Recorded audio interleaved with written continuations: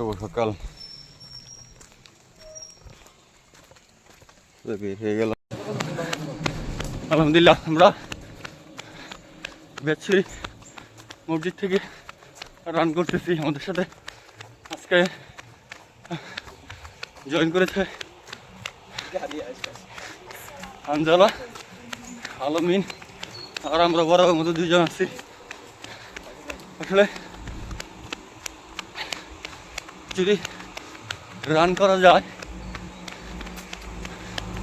মাথায় মস্তিষ্কের ব্রেনের রক্ত চলাচলটা বৃদ্ধি পায় এবং শরীরের হরমোন ব্যালেন্স হয়, পাকস্থলীতে হজম শক্তি বৃদ্ধি পায় এবং হৃদরোগের আশঙ্কা অধিকাংশ কমে যায়।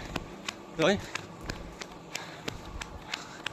আপনার দৌড়ানোর কোনো বিকল্প নেই। সকালবেলা অন্তত পক্ষে যে যাই বলুক সর্বনিম্ন 30 মিনিট নিজেকে দেওয়ার চেষ্টা অবশ্যই করুন। এভাবে সঙ্গবদ্ধভাবে দৌড়ালে আরও ইন্সপায়ার হয়। ভালো লাগে যে একসাথে একটা সঙ্গবদ্ধভাবে রান করতেছি। পাশাপাশি একা একা দৌড়ালে সেই ফিল্ডটা আসে না। তো অবশ্যই একটি ইউনিটি করার চেষ্টা করবেন। আর যদি ইউনিটি না থাকে তবু একা একা দৌড়ানোর চেষ্টা করবেন, তবুও যাতে আপনার দৈনন্দিন অন্তপক্ষে 30 মিনিট রান যাতে আপনি করতে পারেন। কেন বললাম এই কথাটা? যখন বয়স 50 কি 60 হবে তখন এটা ফিল করতে পারবেন যে আসলে কেন আপনি তখন অবস্থায় দৌড়িয়েছেন।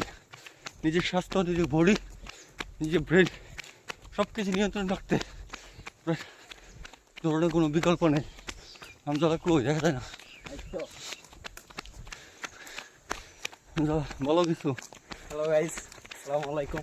সবাই কেমন আছেন? সবাইকে এই শীতের সকালের শুভেচ্ছা, ভালোবাসা, অভিনন্দন। সবাই রান করবেন। আমি অনেকদিন পর আসলাম দেশশ্রী। জানি আশাফুল ভাই প্রতিদিনই রান করে, তা আমিও জয়েন দিলাম আশাফুল ভাই, মাহিদ ভাই, আলান মামার সাথে। আপনারাও আসেন, রান করেন।